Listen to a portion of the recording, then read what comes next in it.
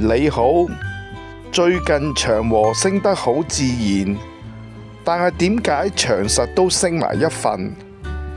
長和已賣出港口業務，套現嘅金額達到未公佈消息前嘅長和市值。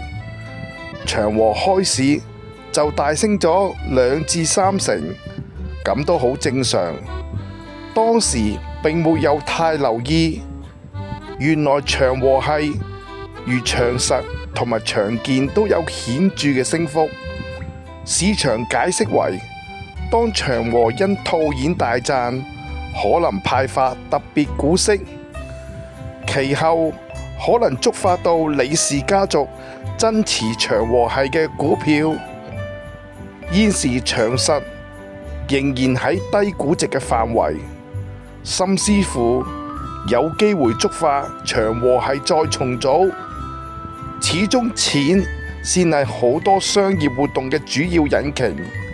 當聽到市場有呢個推測，我又覺得幾合理。